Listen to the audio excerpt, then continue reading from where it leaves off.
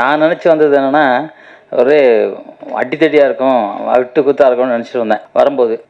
அப்புறம் இது பார்க்கும்போது பார்த்தா அவங்கக்கிட்ட இருந்து என்ன தெரியுதுன்னா, அவங்கள பொறுத்த வரைக்கும் டைரக்டர், தயாரிப்பாளருக்கு என்ன தெரியுதுன்னா, ஒரு சமாதானமாக இருக்கலாம் அப்படிங்கிற மாதிரி தோணுது எனக்கு. உண்மைதானே? இல்லை, சமாதானம் வேண்டாம். ஓகே. ஏன்னா நான் இப்போ வரும்போது தான் ஒரு புக்கு படித்தேன். ஏலத்தை பற்றி ஒரு 800 ஒரு புக்கு வாங்கியிருந்தேன். அப்பவும் வாங்கியிருந்தேன். இப்போ படித்து பார்த்தேன். அப்போ நம்ம தமிழர்கள் என்னென்ன கொடுமைப்படுத்தி செத்தாங்க அப்படிங்கும்போது அது படிக்கும்போதே நமக்கு ஒரு மாதிரி ஆயிடுச்சு. இப்போ கௌதம் சார் மிக அற்புதமாக பேசுனாங்க. நமக்கு அந்த அளவு பேச தெரியலன்னா கூட, என்னை பொறுத்த வரைக்கும் ஒரு ஜப்பானில் அணுகுண்டு போட்டாங்க. ஒரு பொண்ணு வந்து துணியை கழட்டி போட்டு நிர்வாணமாக ஓடிச்சு. அதோட அந்த சண்டையை உலக நாடுகள் நிறுத்திச்சு. அதெல்லாம் கம்பேர் பண்ணும்போது இலங்கையில் நடந்த சண்டை பார்த்தீங்கன்னா, உலகம் வந்து அத்தனையும் வந்து இலங்கை தமிழர்களுக்கு வந்து பாதுகாப்பாக நின்றுக்கணும், நிற்கலை. அப்போ உலகம் இல்லை. அவங்க வந்து எதுக்காகவும் ஆசைப்படுறாங்க. இப்போ வந்து ரஷ்யாவுக்கும் உக்ரைனுக்கும் சண்டை நடக்குது, இஸ்ரேலுக்கும் காசாவா அங்கே சண்டை நடக்குது. போட்டுக்கிட்டே இருக்கானுங்க குண்டை. இவன் எல்லாம் நல்லா இருக்கானுங்க, அந்த மக்கள் தான் செத்துக்கிட்டு இருக்காங்க. ஏன்னா அதிபர் யாராவது செத்துருக்காங்களா? யாரும் சாகலை. சாகிறதுலாம் மக்கள் மக்கள் மக்கள் தான், அவ்வளோதான். அவங்க சாப்பாடு கையாந்துறதை பார்க்கும்போது நமக்கு கண்ணீர் வருது. ஏன்னா அந்த டைமில் உட்காந்து சாப்பிட்டுக்கிட்டு இருக்கோம் பார்த்தீங்கன்னா, அது வந்து தாங்கவே முடியல. என்னடா பண்ண முடியும்? ஒருவேளை நம்ம கடவுளாக இருந்தால் எல்லாத்தையும் அப்படி சவிச்சிடலாமா அப்படின்லாம் நினைக்க வேண்டியிருக்கு. எனக்கு வந்து நான் சண்டை மாஸ்டர் தான், ஆனால் உலகம் நிம்மதியாக இருக்கணும் அப்படின்னு நான் நினைக்கிறேன், என்னை பொறுத்த வரைக்கும். ஏன்னா யாருமே கஷ்டப்பட்டு வாழக்கூடாது. ஏன்னா ஒரு 100 வயசு 120 வயசு வரைக்கும் ஒரு மனுஷன் வாழ்வான் அப்படின்னு நம்ம சித்தர்கள்லாம் சொல்கிறாங்க. அப்படி பார்க்கும்போது அதில் வந்து ஒரு 20 வயசு வரைக்கும் படிப்பு அதுக்கு போயிடும். அப்புறம் ஒரு 20 வருஷம் கல்யாணம் பண்ணி குழந்தை பிறகு அதுக்கு போயிடும். ஒரு 30-40 வருஷம் தூக்கத்தில் போயிடும். அப்புறம் வந்து சண்டை, அது சரியாக போயிடும். குடும்ப சண்டை, அந்த சண்டை, நண்பர்களுக்கு சண்டை, துரோகிகள் சண்டை, அப்படி சரியாக போயிடும். வாழ்கிறதோ 40 வருஷம் தான். அந்த 40 வருஷத்துக்கு நிம்மதியாக இருக்கணும் அப்படின்னு நான் நினைக்கிறேன். என்னை பொறுத்த வரைக்கும் என்னோட இது நிம்மதியாக இருக்கணும் அப்படின்னு நினைக்கிறேன். இருந்தாலும் உங்களை வந்து உங்கள் படைப்புக்கு வந்து உண்மையிலே ஒரு கை தட்டலாமா? உங்கள் படைப்புக்காக கை தட்டலாம். ஏன்னா வந்து அற்புதமாக வந்து படைச்சிருக்காங்க. அதை கொண்டு தமிழ்நாட்டுக்குள்ள வந்து காமிக்கணும்னு நினச்சிருக்காங்க. அதுதான் பெரிய விஷயம். நானும் இலங்கைக்கு ஒரு 4-5 படம் ஷூட்டிங் போயிருக்கேன். அப்போ வந்து நம்ம தமிழர்கள்லாம் எப்படி பார்ப்பாங்கிறது நமக்கு தெரியும். அந்த இதெல்லாம் நான் பார்த்துட்டு, ஏன்னா நான் கையிலே வில்லு மாதிரி ஒன்று விடுவேன். அங்கே வரைக்கும் போய் நிற்கும். என்னை கிண்டல் பண்ணான் அந்த ஃபைட்டர்ஸ், அங்கே இருக்க ஃபைட்டர்ஸ். அது எப்படி விடுவா அப்படின்னா, சரி கரெக்டாக நெத்தியில் விடுறேன்னு கரெக்டாக நெத்தியில் அடித்தேன். அவனுக்கு ஹாஸ்பிட்டலில் அட்மிட்டு. அப்புறம் தமிழர்கள் என்ன சும்மா இருக்கமா அப்படின்னு நினச்சேன். ஏன்னா இன்றைக்கி வந்து இவங்க சொன்னது பார்த்திங்கன்னா நிறைய அது மருத்துவமாக இருக்கட்டும், இல்லை ஏதோ ஒரு நிறைய விஷயத்த எடுத்து எரிச்சிட்டாங்க. நம்ம தமிழ்நாட்டிலே வந்து வெளிநாட்டுக்காரன் வரவங்க எல்லாம் தூக்கிட்டு போயிட்டான். கோயிலில் நம்ம மீனாட்சி அம்மன் கோயிலில் அங்கங்கே மறைச்சி வச்சது தான் இப்போ நம்ம எடுத்து படித்து ஓரளவு மருத்துவம் இருக்கும். உலகம்லாம் கொரோனா வரும்போது நம்மளை காப்பாற்றுனது வெறும் கபசுரப்படி நீர்.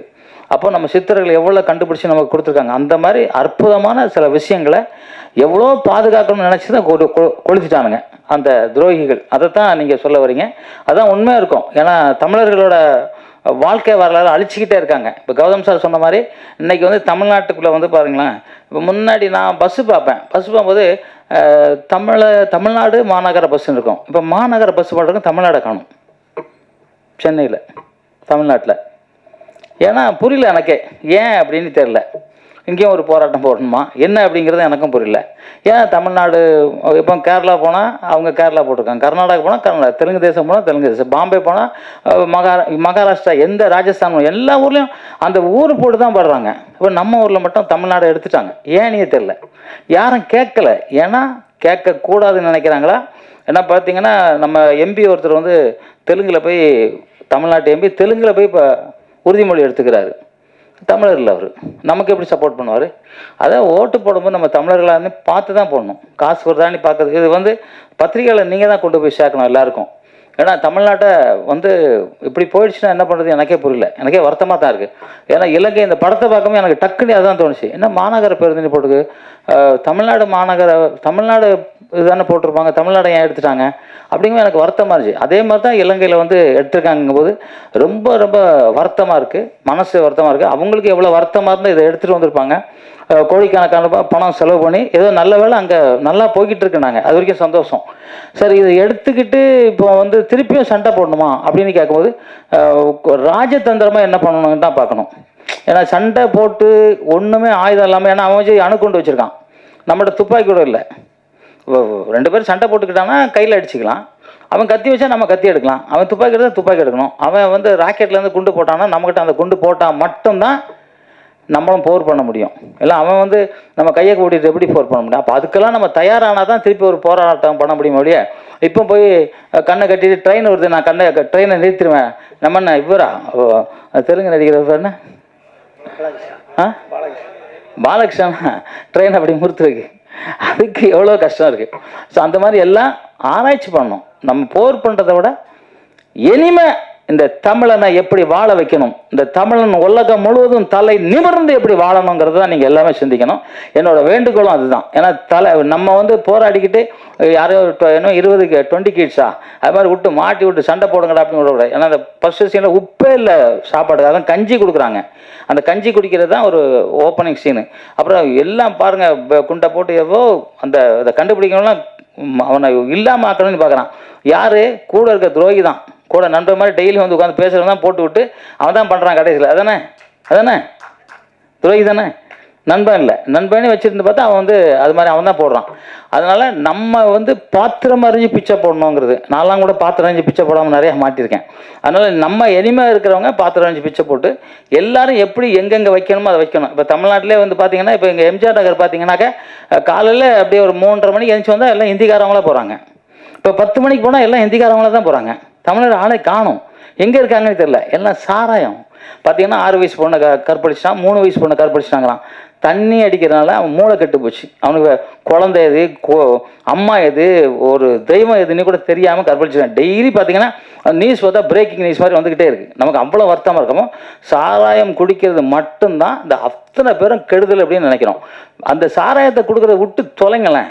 இந்த அரசாவது வந்து சாராயம் காய்க்கிறதா இருந்துச்சு, சாராயம் தயார் பண்ணுறதா காய்க்கிறது இல்லையோ, அதை விடுங்களேன். வரி போடுங்க, ஒவ்வொரு வீட்டுக்கும் அந்த எக்ஸ்ட்ரா வரி போடுங்க.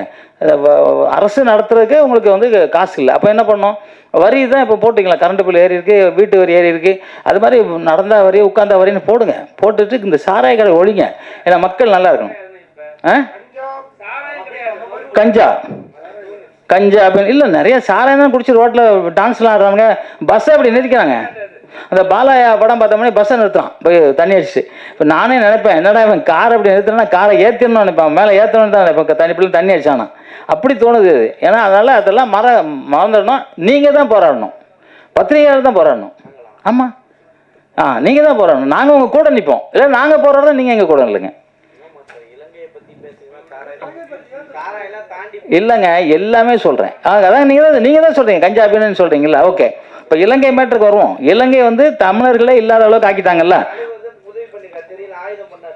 புரட்சி தலைவர் தானே, தெரியுமா? நாங்கள் தான் இருந்தேன். அதே மாதிரி நீங்கள் வந்து இங்கேயும் அந்த மாதிரி இருக்குது. தமிழர்களை எங்கேயுமே அழிச்சிடக்கூடாது.